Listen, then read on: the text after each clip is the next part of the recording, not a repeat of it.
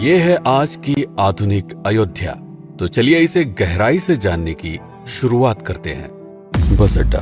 राम मंदिर से 7 किलोमीटर की दूरी पर 14 बीघा जमीन पर 219 करोड़ की लागत से लखनऊ हाईवे पर नया बस अड्डा बनकर तैयार है। Railway station. मंदिर से 1 किलोमीटर की दूरी पर 240 करोड़ रुपए में नया रेलवे स्टेशन डिजाइन किया गया है। भविष्य में अयोध्या से दिल्ली, मुंबई, चेन्नई, बेंगलोर, पुणे, कोलकाता, नागपुर, लखनऊ और जम्मू जैसे शहरों के लिए विशेष रेलगाड़ियां चलाई जाएंगी।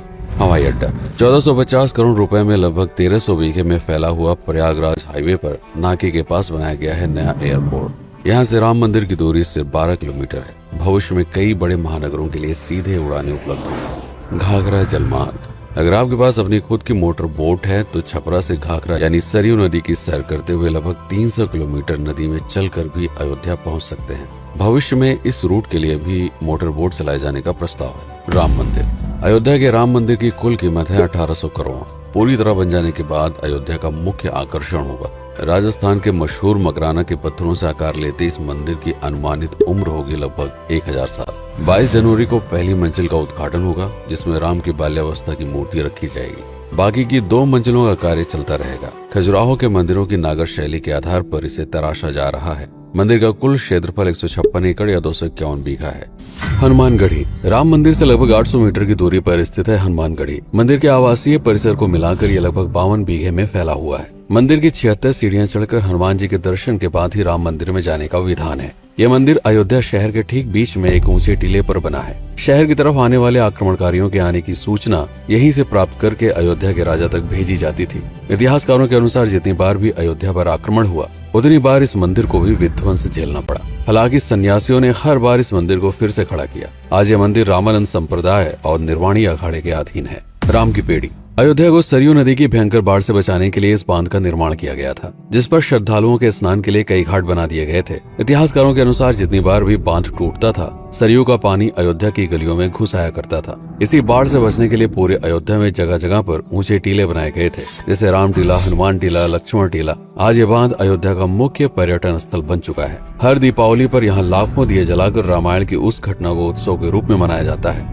जब श्री राम अयोध्या वापस लौटे थे। अयोध्या के कई बार उजड़ने के पीछे एक कारण इस नदी को भी माना जाता है। हालांकि इसी नदी की वजह से यहाँ पर गन्ने की खेती बड़े स्तर पर की जाती है।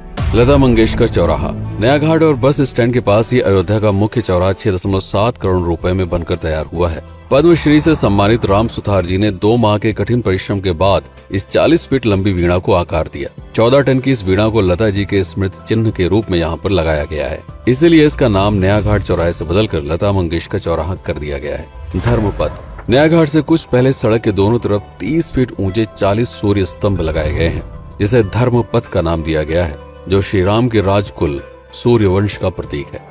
दशरथ समाधि स्थल। नए बस अड्डे के बगल से एक पतली रोड कछार से आगे बढ़ते हुए लगभग 12 किलोमीटर दूर ले आती है दशरथ समाधि स्थल, जो बिलहर घाट पर मौजूद है, जिसके बारे में मान्यता है कि यहाँ पर राजा दशरथ का दाह संस्कार हुआ था। राम मंदिर के साथ ही इस जगह को भी पर्यटन स्थल के रूप में विकसित किए जाने की योजना पर कार्य चल रहा है। भरत कुंड। अयोध्या से 15 किलोमीटर दूर है नंदीग्राम। यहाँ मौजूद तालाब को भरत कुंड कहते हैं। मान्यता है कि इसी जगह से भरत ने पूरे अयोध्या का राज कार्य संचालित किया था। पर्यटकों के लिए इस स्थान को भी विकसित किया जाएगा। गुप्तार घाट। राम की बेड़ी से सरयू नदी के किनारे चलते हुए 10 किलोमीटर दूर स्थित है गुप्तार घाट। ये कैंट एरिया में पड़ता है। इस जगह को श्री राम की जल समाधि के रूप में महत्व दिया जाता है। इसके अलावा अयोध्या नगर में हर गली में कई विशेष मंदिर हैं, जिनकी अपनी मान्यताएं हैं, कथाएं हैं, विशेषताएं हैं। पूरी तरह से विकसित हो जाने के बाद नई अयोध्या को पूरी तरह से जानने के लिए, इसका आनंद लेने के लिए कम से कम 3 दिनों तक यहाँ रुकने की आवश्यकता है। देश विदेश से ज्यादातर पर्यटक भारत आते हैं उत्तर प्रदेश में आगरे का ताजमहल देखने और प्राचीन नगर काशी और सारनाथ घूमने। प्रश्न ये है कि अयोध्या घूमने और श्री राम का मंदिर देखने के लिए भला विदेशी क्यों आएंगे?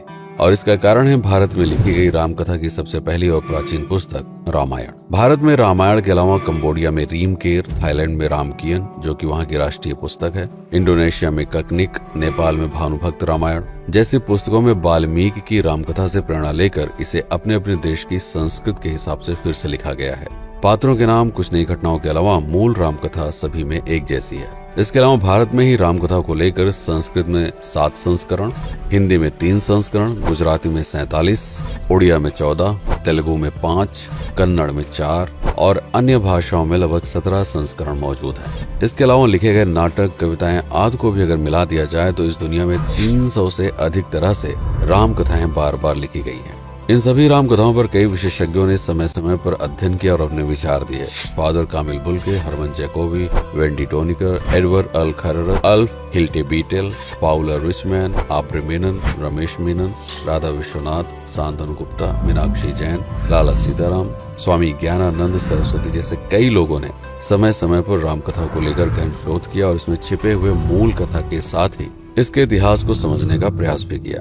राम कथा थी कौशल प्रदेश के द्वारा किष्किंधा और लंका पर विजय प्राप्त करने की पहली बार एक अखंड भारत के निर्माण की।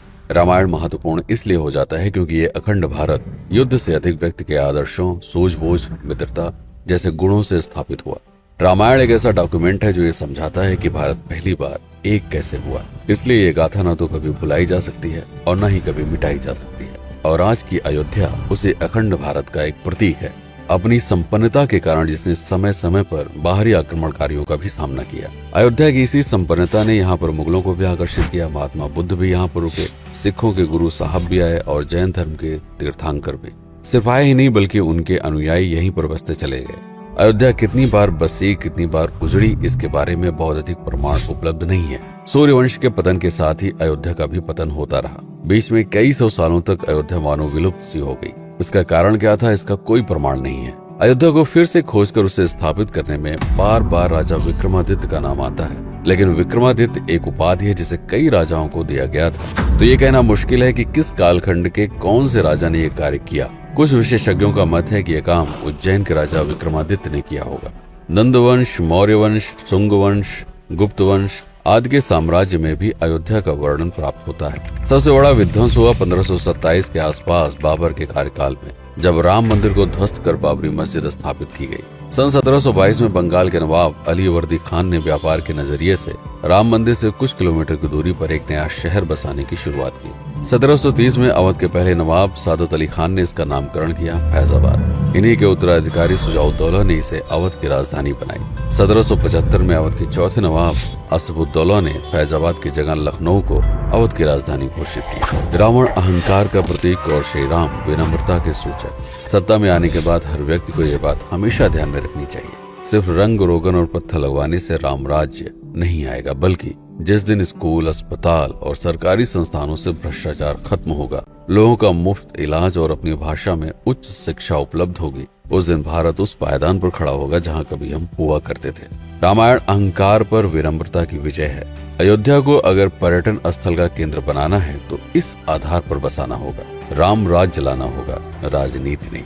यदि इस वीडियो में कोई त्रुटि हुई हो तो उसके लिए क्षमा करें। वीडियो पर समय बिताने के लिए आपका बहुत बहुत धन्यवाद। मैं हूं पीके सिंह और आप देख रहे हैं प्रतापगढ़ हब। जय श्री राम, जय अवध, जय भारत।